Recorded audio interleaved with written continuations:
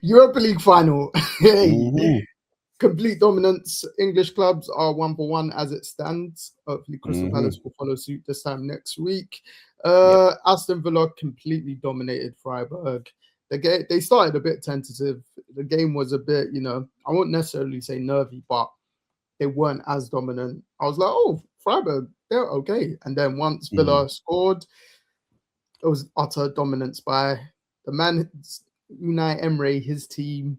I think it's time now that they changed the name of this trophy to his name, or at least etched his name somehow, like how they do in the NBA for MVP. It's the Michael Jordan Award. The trophies, all the other names in the NBA awards. Because Europa League, this guy is utterly dominant, and his side displayed that today.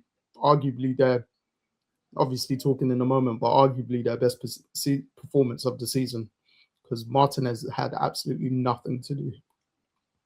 I tend to agree. I want to single out Buendia. We've done it before, but we're going to do it again because a sensational performance on the biggest stage for him.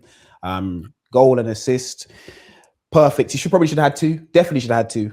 Yeah. But sensational performance from him. Aston Villa, as you said, a complete dominant performance from start to finish. You could see, as you said, first 10, 15, they were a bit cagey. But once they got their foothold in the game and started to move the ball around properly and get into positions where they could really hurt Freiburg, it was kind of done from then. You could see they were kind of using Ollie Watkins to stretch the game a lot early on with a longer pass, longer ball. And that was hurting Freiburg a lot. So it just made Freiburg drop deep. And one they were dropping deeper and they couldn't mark players like Buendia, Rogers, and McGinn making the third man runs, Tielemans making these little neat passes in between the lines. It was like perfectly set up for them from there. The first goal, you got to big up these set piece coaches. You really got to big up these set piece coaches, because the move for the set piece is like something you literally draw up on. It's more like an NBA play. It's actually more like an NBA play than a corner set piece. It's like an out of bounds play that you throw it for a lob and then you just get a dunk essentially. But you need all the technicalities and you need the players there. And Tielemans with a great finish over the shoulder volley into the bottom corner. And then from there, you kind of knew it was going to be a rout, because Freiburg really had one player. I can't remember his name. I don't want to make Mazambi was kind of their only. He was their only kind of player today, I felt like, made an impact to the game or was going to do anything to hurt Villa at any point, which he did in certain areas. But when it's when you're playing, you're the only guy, it's kind of hard. So Buendia had a great game. Morgan Rogers got his goal, first English scorer in a Europa League final, I believe, or one of the first. Maybe Europa League not final. European. Rooney scored against Barcelona, the one we lost. No, Europa League. Oh, Europa League. I thought you said European. Europa League final. Yeah. Maybe. I feel like Sturridge has scored in the Europa League final. UEFA. I think it was UEFA Cup final for Liverpool. Okay. I think it was Klopp's first season. It might have been against Emery as well, if I'm not mistaken. Right. I feel like Sturridge scored outside of the boot. Okay. Well, Morgan Rogers got on the score sheet as well, so that was a benefit for him. Obviously, taking confidence, probably getting called up for the World Cup squad, take that into there. And for Villa, it's just a great result in general, bro. What's it been? 40 plus years? 44, I think they said. Yeah. 40 plus years since they've won a European competition. So they're a big club in the UK, and I think they're the big club that get put as the littler big club. Do you get what I mean? And this proves their worth. They guaranteed themselves into the Champions League. I think they did that with Premier League status anyway, but now guaranteed. And yeah, it's looking good for them. It's really, really looking good. Them winning has helped to potentially get a sixth spot for the Premier League. Yeah, but it's not guaranteed. So basically, Villa have to lose on Sunday and Liverpool have to win, because Villa have to finish outside the top four from what I was reading. Now they've won the Europa League for a sixth spot to go to England. I don't understand why, but I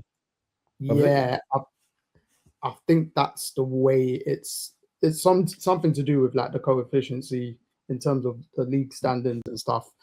Because I think everyone automatically thought once they won, England would have got an extra spot. But if they finish above Liverpool on the weekend, then there's no extra spot in England for Champions League. But it's very likely they could lose. They play Man City at Man City. Yeah, so exactly that. Villa might put out their under 18s. They might all be. They can literally be on the, like, especially the World Cup players. They can't obviously go away yet, but they can down time now, and then early-ish holiday in that sense. But yeah, no, more or less what you said. Buendia, man of the match performance, absolutely fantastic. Should have got another goal, which would have been a world-class goal. Rogers himself got a goal and an assist. McGinn, fantastic. Their captain, leading the charge. Tielemans, quality. It's funny because after the game, Tielemans said they only worked on that. They only had one day to work for like particular things on this game, which was Monday. And he said it was Monday. They actually gave that thing a go, well, their corner, and then his volley. And it fell to the right man for them because he's probably their most technically gifted player in that sense, probably alongside Buendia, in it. So, yeah, like you said, even though Villa didn't start off super sharp, they started off playing long. And you could see Watkins is stretching this back forward. There was a few offsides here and there. But when it was coming up to him, he's kind of isolated with the centre-backs. And it was just for others to come around. So I was like, it was only a matter of time until Villa scored, even though they scored late in the first half. And then you saw once they scored again right before halftime. And yeah, just brilliant goals all around, brilliant performance all around. I think we spoke about it weeks ago when they were in like a bit of a bad form, when Emery started playing Lindelof in defensive midfield. He started him again there today, and it's been working since. And that's again top coaching, isn't it? Because one, you're getting a player who's been in Europa League final, because there's only him and Pau Torres that have played in Europa League finals. Funnily enough, against each other, Torres got the win, but Lindelof's been in these moments. Oops, sorry. And then it's like the last couple of weeks he was garnering him up to play in this potential game, in that role. And yeah, like their quality just showed through. And it kind of shows the depth or the gap between, not to disrespect Bundesliga, but because I think Freiburg are 6th or 7th. Yeah, they finished. Obviously, Villa's a better side anyway, but do you know what I mean? It was a mismatch in that sense. Yeah, Freiburg you could didn't see play the game of their lives. You could see that. You could see it as a big mismatch. And I wouldn't.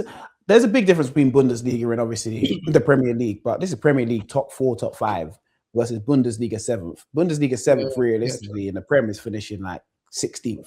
Do you get what I mean? Freiburg and the Prem aren't finishing anywhere. They're in and around relegation battles. They're fighting with teams like Palace, and I think Palace would beat Freiburg. No disrespect to Freiburg. So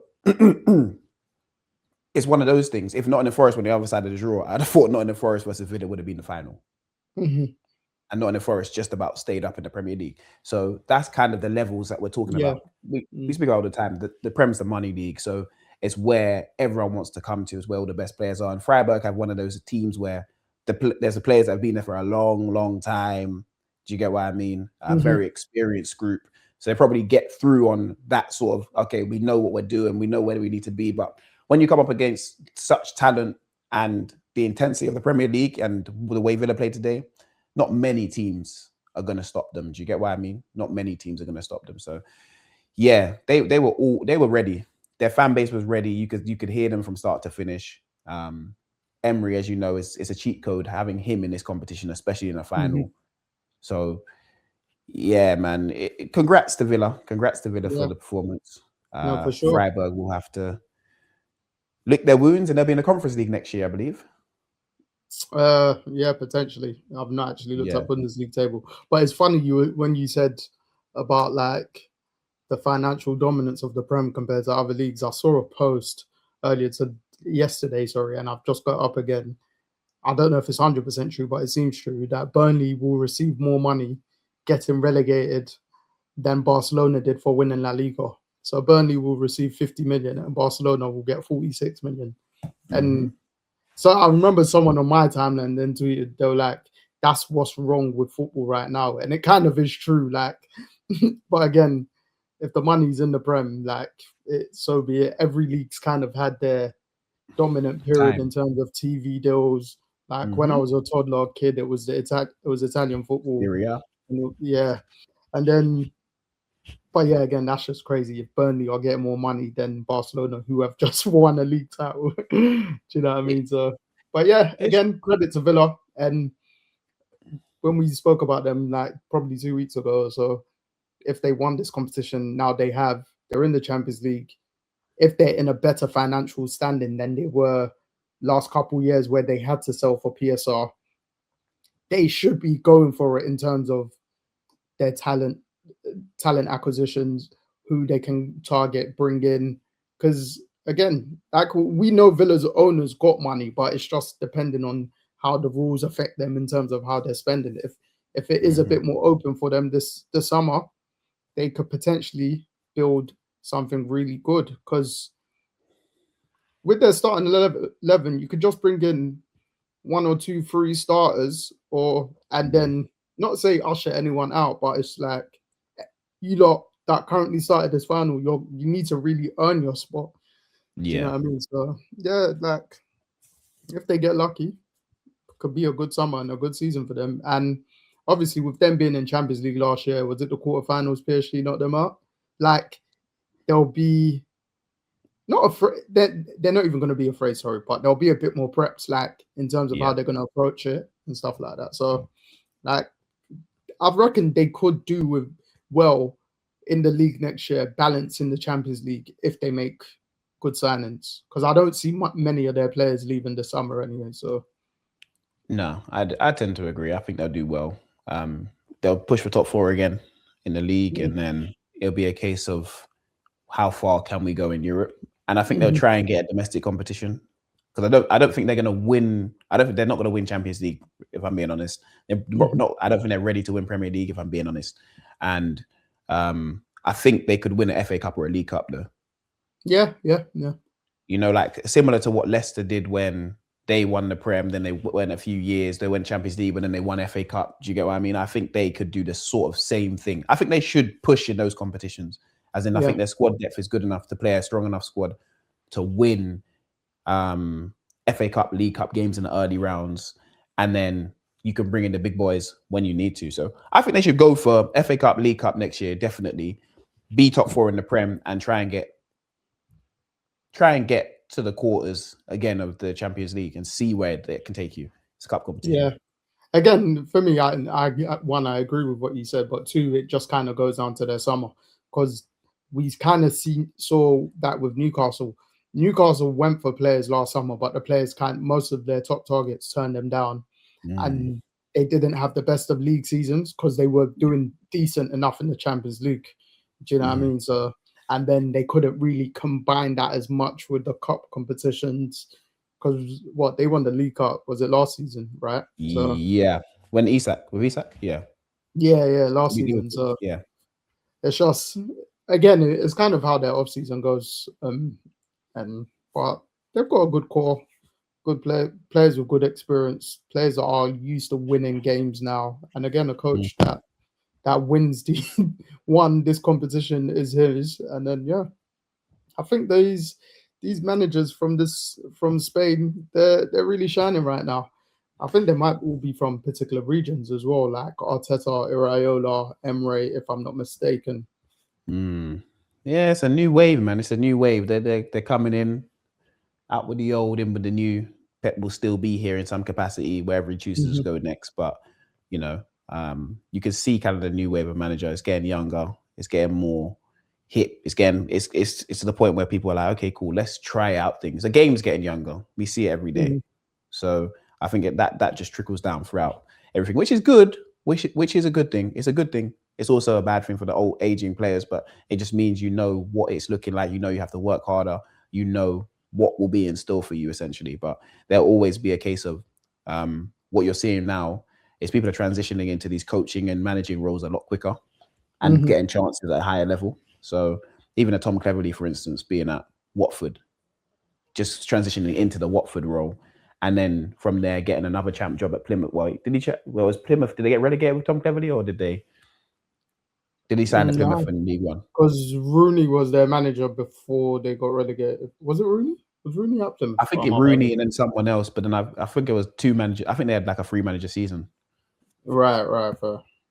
But yeah, but even like those sort of things, you're seeing people like that transition well into the game, like Carrick's, and it's just a lot quicker. The process feels like a lot quicker now than it was before. So yeah, it's a good thing for the game of football. It's good for the game of football. All the players that it's weird, like you mentioning Cleverley, I was thinking of the others like Arteta, Carrick, Xabi Alonso, Frank Lampard, all the central midfielders.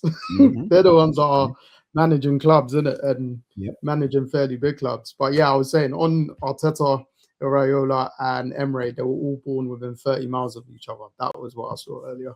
Obviously, Emery's older than them and been doing this for a bit longer. But like you said, again, like the players that we grew up watching are becoming staple managers, which it feels weird. I feel like that's why some of them, more so Carrick in particular, one, because he hasn't coached long, but that's why, like, say, United fans have been given, well, some United fans are more doubtful because in their mind, it's just like, oh yeah, he's our recent-ish ex-player. Do you know what I mean? Like, whereas when you do that, you'll be like, well, this is Arteta's just won the league. His first coaching job. Been there 6 years. Boom. And then, a lot of the other managers, they're not, like Alonso hasn't been coaching long. Obviously, he's got a Bundesliga. Lampard's been coaching a bit longer, but he's still a fairly young coach. So, like, I think people need to get to the realization that the players that we grew up watching are actually serious coaches now. Do you know what I mean? So they are. Yes. They are. And you see that Zidane. I think some of them like can't be coaches or are just not good coaches because they can't or you see Henry and Rooney. I think they expect players to be able to do what they can do, and they can't see that. Why can't you do this? Do you get what I mean? So they were too good of players to be coaches. It's like I don't think Messi could be a coach. I don't think Ronaldo could be a coach. They're so much better than everyone else that when they're asking people to do it and they can't do it, they'll be like, "What's going on? You just do it like this. You just do it like that." And when they couldn't do it, they'll be like, "Yeah, I can't do this because it's too much. It's too difficult to coach people that don't understand."